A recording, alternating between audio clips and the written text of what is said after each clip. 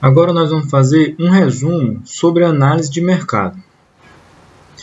Após você preencher a sua análise de mercado, algumas perguntas têm que ficar claras. Primeiramente, claro, para quem elaborou esse projeto, mas também algumas perguntas têm que ser respondidas para quem vai analisar esse projeto, geralmente o órgão de fomento. Então, o que tem que ficar bem claro? Vamos lá. Qual o produto que se pretende produzir? Às vezes o produtor tem na cabeça dele uma ideia vaga, às vezes não, está bem definido. Mas, por exemplo, às vezes o produtor pensa assim, eu vou produzir aves, mas ainda não está definido se ele quer produzir frango, se ele quer produzir ovos, se ele quer produzir os dois. E em qual sistema que ele vai produzir? Ele vai produzir o frango convencional de granja, comercial, ele vai produzir o frango caipira, ele vai produzir o frango agroecológico. Então isso pode estar claro para ele, mas isso também tem que estar claro no projeto, para quem analisar também entender da mesma forma. Então isso tem que ser colocado por escrito. Qual o mercado a que se destina meu produto? Eu vou vender no mercado de feira, de bairro, eu vou entregar esse produto num intermediário, num distribuidor, já vou fornecer, já tenho um contrato direto com o mercado secundário. Também tem que estar esclarecido isso no projeto, aonde que eu vou colocar o meu produto. Qual a forma que eu vou comercializar? Eu vou, por exemplo, se eu estiver produzindo peixes, eu vou fornecer esse peixe vivo, eu vou fornecer esse peixe abatido, tratado ou não tratado, tá certo? Quais são os possíveis clientes? Não, eu já fiz uma análise, tem o fulano de tal que vai comprar meu peixe, tem o outro ciclano lá da feira tal, que tem interesse. Então você já faz um rol de quem são os possíveis compradores desse produto. Porque não adianta nada você fazer um projeto, pegar um recurso, produzir e chegar na hora H você não tem para quem entregar esse produto. E aí você vai ficar com um prejuízo nas mãos. E o órgão fomentador, a ele não interessa se você está pegando o recurso por prazer, por lazer, por hobby, ele quer o retorno financeiro, com raras exceções, tá ok? Nós temos também algumas despesas que são específicas para poder realizar a comercialização. Então, por exemplo, alguns mercados você não consegue comercializar se você não fizer numa empresa, o abate numa empresa credenciada com inspeção sanitária. Determinados mercados não aceitam produtos sem esse selo. Nós temos também algumas despesas que são relativas à pós-colheita, como frete, comissões, descontos, tarifas, armazenamento. E isso tudo tem que ser orçado e deixado bem claro tá, no meu resumo da minha análise de mercado. Um abatedor não vai abater o seu animal de maneira gratuita. Você vai ter que deixar uma taxa aqui. E aqui já pega parte do seu lucro. A você imaginar só o preço da carne, produzir tantos quilos de carne, vou comercializar ao preço tal, vou ter o lucro X, não é bem assim. Você tem que contabilizar todas as despesas. No caso aqui de um confinamento de ovinos, eu vou pagar alguém para fazer esse abate, eu vou pagar alguém para... vou vender o couro, vou vender as vísceras. Então isso tem que ser contabilizado para você ter mais probabilidade de ter o sucesso no empreendimento. Qual é o preço do produto no mercado? Atenção nesse fator aqui, você não deve brincar no mercado, focar somente no preço. Às vezes você vê que há um preço que você consegue competir, que você consegue produzir abaixo daquele valor, de acordo com a sua capacidade de produção. Só que quando você briga pelo preço, aquele cliente que vai pelo preço, ele não é fiel. Entende? O outro que oferecer um preço mais baixo, ele vai para esse outro.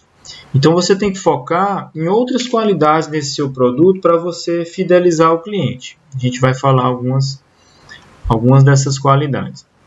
Outra coisa que às vezes pode precisar pagar taxa é para transportar os animais, é a guia de trânsito animal, a GTA. É interessante também que antes de você iniciar a sua produção, pegue o recurso para iniciar a produção, você faça uma pesquisa de mercado. E se você tiver feito essa pesquisa, ela tem que estar constando lá no seu resumo, na sua análise de mercado que você vai fornecer para o órgão de fomento. Aquele produto X que você vai comercializar, o mercado tem interesse nele? Digamos que você vai produzir trufa de abóbora. Aí você faz uma pesquisa. Se eu produzir trufa de abóbora, você compraria? Aí de 100 pessoas, 10 respondem que sim, provavelmente sua mãe e seus irmãos. Então, tem que ver se tem mercado para aquele seu produto. Às vezes você tem uma ideia que para você é muito boa, mas o mercado não está interessado nesse produto. Ou você faz um marketing muito forte, a abóbora tem vitamina A, não sei o que, interessante, ou o seu produto vai ficar na prateleira, você não vai vender e não vai ter lucro.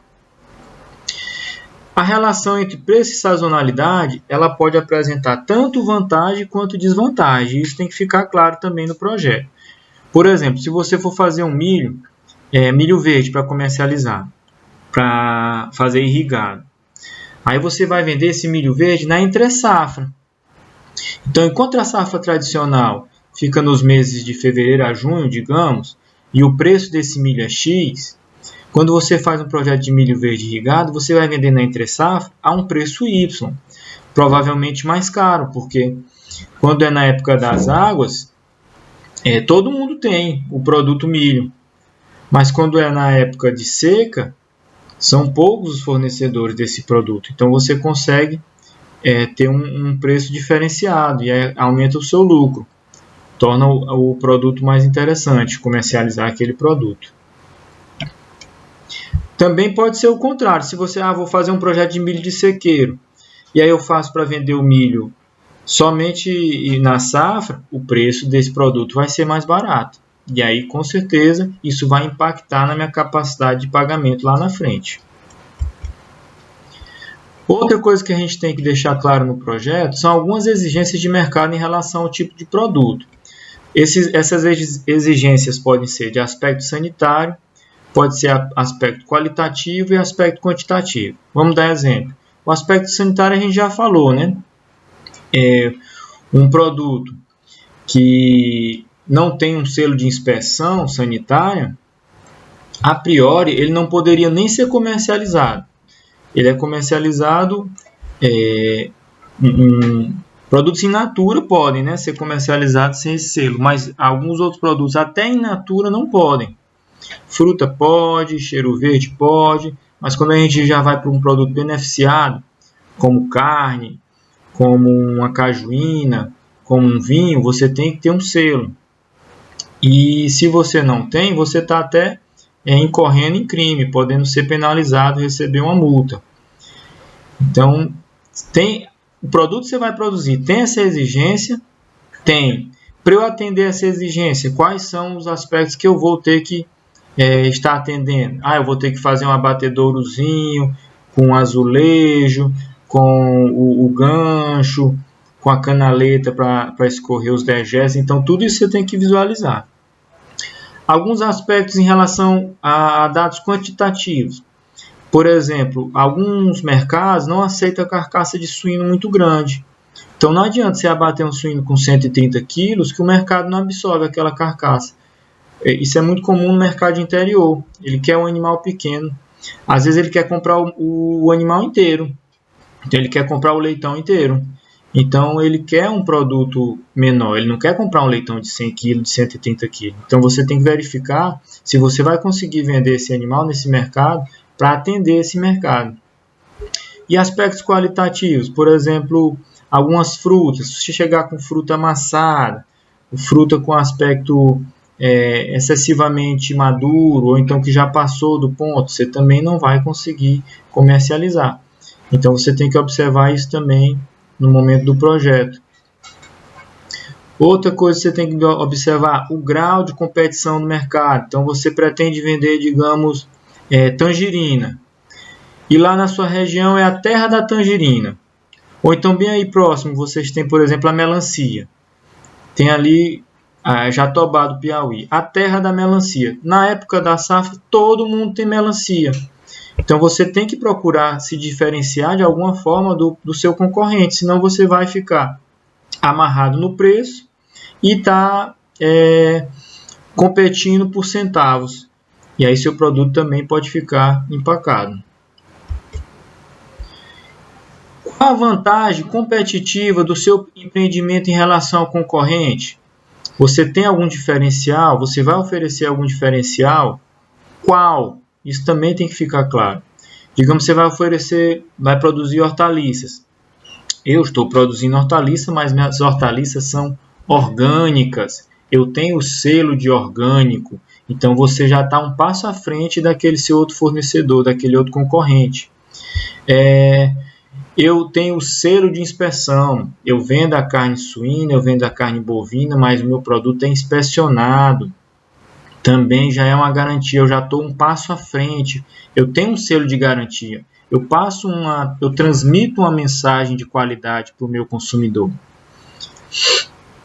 Eu tenho que deixar claro também quem são os meus fornecedores. E aí, eu tenho que ter uma relação dos fornecedores e quais são as vantagens e as desvantagens de cada fornecedor.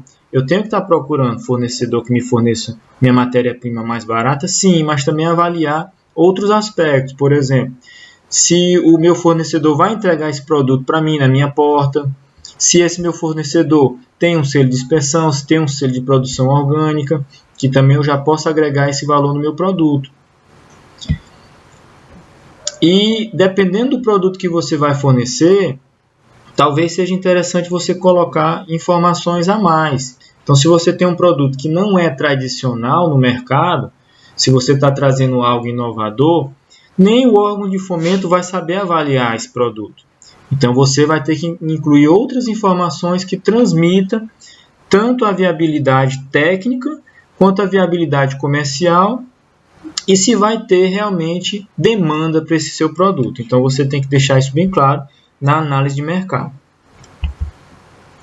Tá ok? Por hoje é só.